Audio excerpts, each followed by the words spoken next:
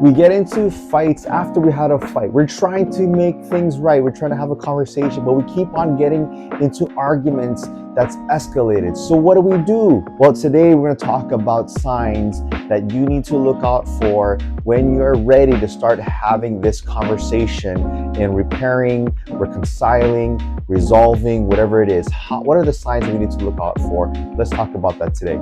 But before we do, my name is Frank DeGracia. I'm a couples counselor in Hawaii.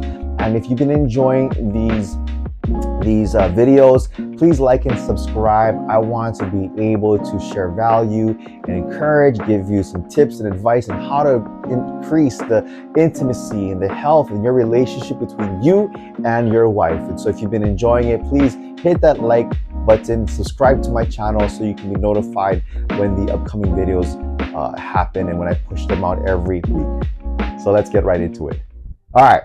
So we have fights. We get into arguments when we try to talk about it and resolve it or reconcile and repair things, but it just doesn't work out that way.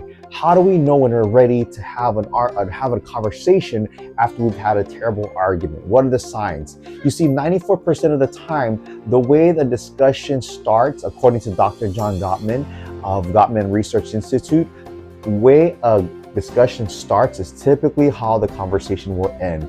So taking a pause, taking a break to prepare your heart, to prepare your mind before that conversation begins is going to allow you to have this conversation in a more mindful intention, in a more positive perspective, in a way that is more palatable to you and your wife. So if you need to have that difficult conversation with a loved one and process that conflict, which is very healthy. Conflicts are very healthy in relationships, but when it comes to those points in your relationship, I say that preparation is the best way to make sure that that conversation between you and your wife is going to go well and it's going to be a possible conversation.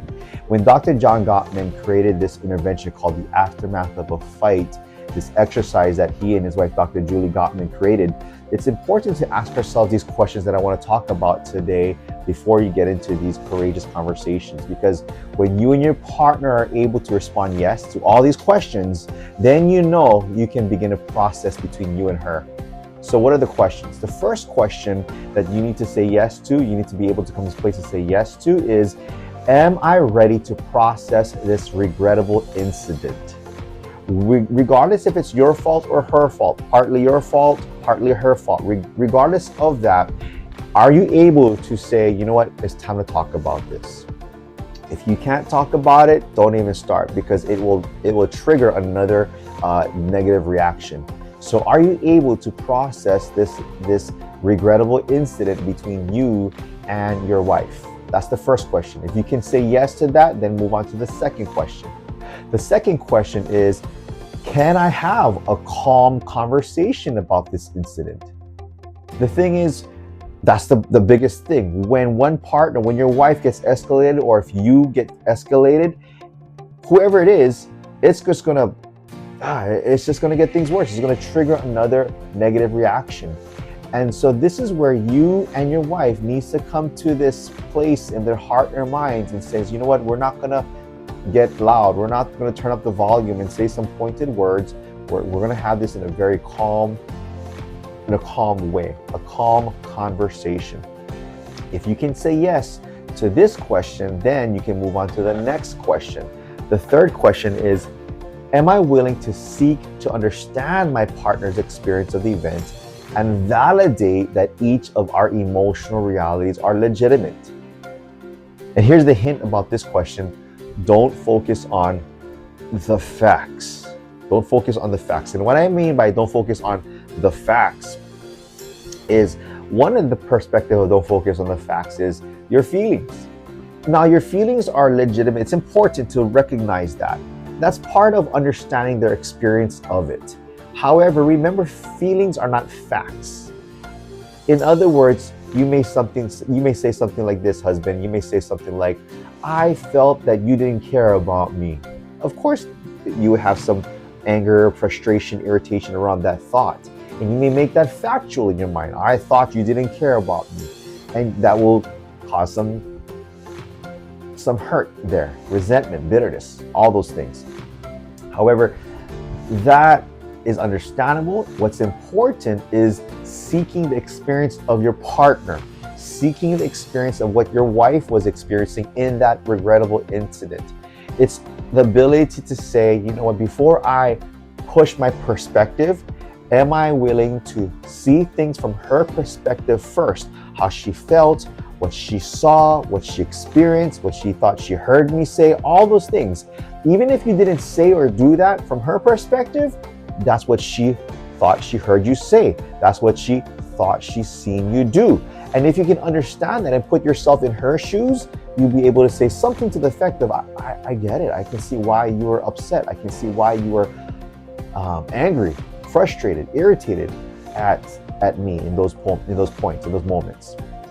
So am I willing to seek understanding from my partner's experience of the event and validate her emotional reality and seeing it as legitimate? Regardless if you feel it's not, seeing it from her perspective says, I can see why you see it from that perspective. The fourth question that we need to say yes to after we've said yes to these first few questions is, am I willing to speak from my experience without trying to persuade my partner? So number 3 was having to see it from her perspective. Number 4 is, am I willing to speak from my experience without trying to persuade her and saying, I'm right, you're wrong. Here's why I had this initial reaction and you were the bad person. You're the bad person in this thing. To speak from my perspective in a calm demeanor, a calm tone, and saying, here's what I was experiencing. When I saw this, when I heard you say that, this is what I was experiencing. And so if you can say yes to that, then we go to the next question. Number 5 is, am I willing to attune to my partner's feelings and what the event meant to them? This is part of number 3 and 4, but number 5 is at a deeper level. Having to say this attunement. It's attunement with, it's like tuning a guitar and making sure that it's harmonizing and blending. In other words, can you feel her pain? Can you feel her emotion? Can you, if she was feeling sad, scared, nervous, upset, mad, frustrated, betrayed, whatever it may be, can you attune to that and says, I get it. So sorry, that hurts.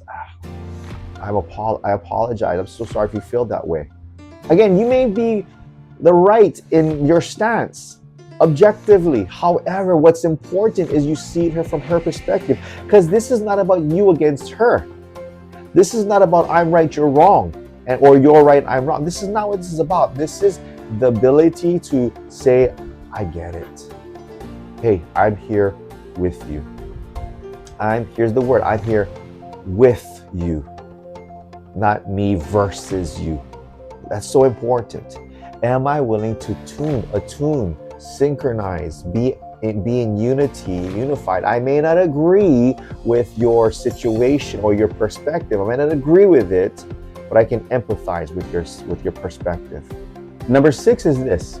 Are we in a distraction-free space where we can be fully present with each other? This is so important because once we've answered yes to the first 5 questions, now logistically speaking, it's important that we say yes to this one, because we can't be in a room to have this really deep, intimate, emotional conversation if there's all these distractions. TV is on, kids are in there, kids are in the room, all these things. We need to be in a space where we're able to have this conversation, this back and forth, really focus on each other, eye to eye, face to face, having this conversation without having to be distracted. Because that is the worst, when you're trying to get into it and your mind just kind of gets distracted or diverted because of the screen, or you're not showing you're being fully present with your wife. And so if you can say yes to these 6 questions, then you can say, you know what, let's have this conversation, let's have this talk. Because it's so important, right? Setting the mood, setting the environment, setting the room where you can have this really intimate, close conversation. Because what it says is, you mean the world to me. What it says is, this conversation is important to me. It may be petty, it may be a small thing. However, by having to set things up like this, preparing your heart, preparing your mind, preparing just this mindset, preparing the room, just communicates volumes to your wife and saying, you are special, you are important to me, that I want to be fully present and fully aware of what you have to say, because I want to repair this. We may not be able to resolve it and come to a next step. At least we can come to a repairing of hearts and relationships, so we can continue to walk hand in hand, even if we don't see eye to eye in this specific situation. If you want to learn more about conversations and relationships and conflict management and drawing close and all these things, as a man, I know these conversations are hard. They're difficult, and if we try, we don't know what to do, it always leads into an escalated conflict. So to know more, check out this video. I got a whole channel. My whole channel is about this, but here's another video to kind of speak more about how to have a stronger, deeper, intimate relationship with your wife in communication, because that's the key, right? And if you've been enjoying my videos, please like and subscribe. My name is Frank DeGrassa, couples counselor. Hope to see you in the next video. Take care.